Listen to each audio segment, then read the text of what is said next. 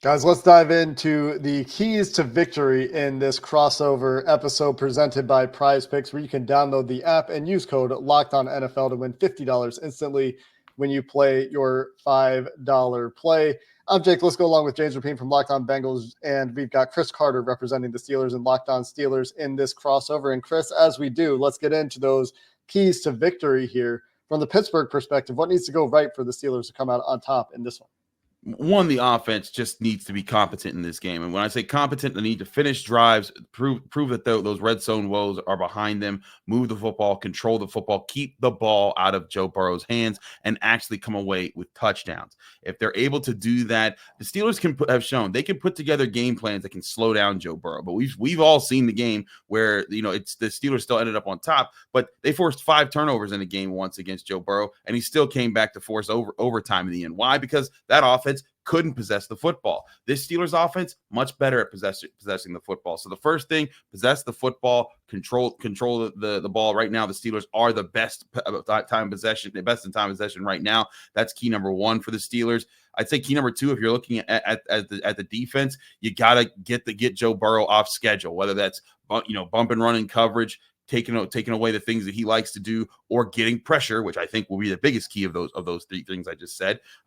That's going to be the factor as far as keeping Joe Burrow off schedule. He's going to get his. I think that the Steelers kind of acknowledge that on a lot of game plans, like, hey, there's certain players you can't necessarily stop from doing everything or scoring it all, but you can knock them off schedule, and I'll give your offense time to build a lead and put them in behind the 8 ball, so that eventually the Bengals are like, well, the game plan we had for this game can't fully apply right now because we're not in the situation we thought we'd be. So those are my 2 top keys. And if I guess I had to come up with the third one, they need to get back to being able to run the football. They have not run the football well the past few weeks. It was looking very good before Zach Frazier's injury. He got hurt, and then it sort of fell off a little bit.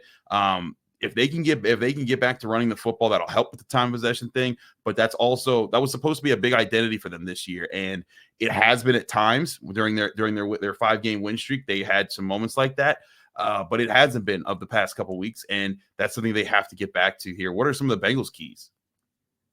Well, I think key number 1, first and foremost, and you could say it every week, but I certainly think over the past couple of weeks you saw Joe Burrow play at a really high level, and he gets the snot kicked out of him against the Ravens.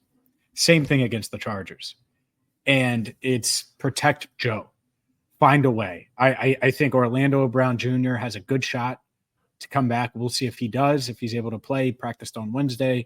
How close to 100% will he be? He will not be 100%. I can confidently say that. So how close will he be? Will he be effective? Can they keep Joe upright and limit that Steelers defensive front? I think that's number 1. It just has to be. 2 is defensively, find a way to early on create some big plays. And that could be Russell Wilson interception. That could be Jaylen Warren fumble. That could be Najee Harris fumble. That could be a tipped pass because George Pickens runs 2 yards too far to the right and the ball goes up in the air, and Josh Newton, who's going to make his first NFL start, is able to pick it off. Like I think that's it is big plays. And then 3, to me, it's defense again. Finding a way to not let, and Jake's been on this, the moonball thing. You cannot give up these big plays regardless if you're Cam Taylor-Britt or a rookie in Josh Newton or Geno Stone. Doesn't matter. This secondary, this pass rush, it all has to come together and make sure it limits those big plays for the Steelers, whether it's the run or the pass for that matter. I think that those are the 3 things, and there are a bunch of things. I mean, honestly, Chris, I think about this team and where they're at, and I could see the Steelers winning this game in a bunch of different ways, which means that the Bengals, that there are a lot of keys to stir the drink, so to speak, to get them to a win. There's also just this, not to talk about the kickers too much, but man, there's a kicking disparity between these teams this year. And for all this discussion about what needs to go right on offense and defense, we've seen the Bengals stay in games against everybody but Philly this year because their offense and defense have done enough. And in a lot of those games, the Bengals kicking unit has let them down. Meanwhile, you got a kicker in Pittsburgh who has been lights out this year. So there's a kicking disparity in this game where previously I would have felt very confident with the Bengals and Evan McPherson coming into this year.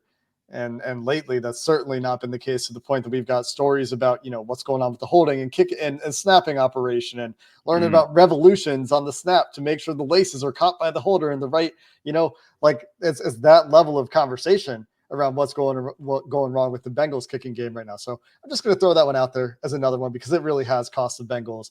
As you mentioned, Chris, some of the games you've watched this year and against some other teams this year where they're just not getting those clutch kicks when they need them, in addition to other clutch plays. So I'm just throwing out the specialist there is another one that the Bengals need to kick better.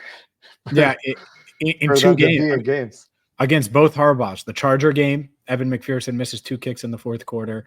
And then week 5 against the Ravens, you outplay the Ravens, you get a gift in overtime, you should win in the hold. Like, just those 2 plays alone, or 3 plays, are just game changers, momentum changers.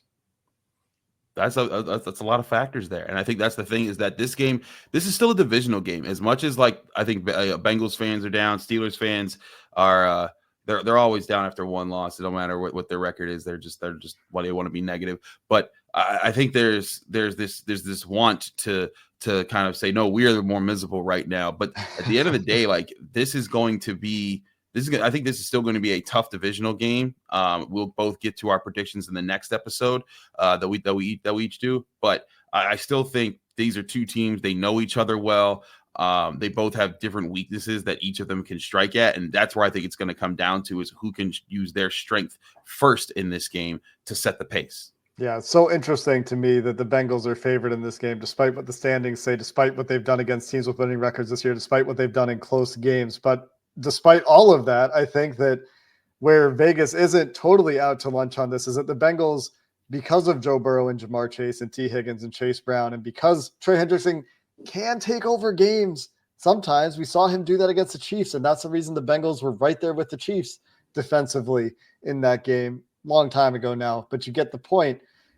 There's the Bengals can be better than their record, but they haven't been able to finish games. And in a game that could be close, because these teams are so familiar with each other, and it is an AFC North game, and it isn't Cincinnati, all of that stuff comes into what should be another good one in the AFC North. It's just crazy that we're not talking, Chris, here until December. I mean, what are these schedule makers doing? It's still late in the year.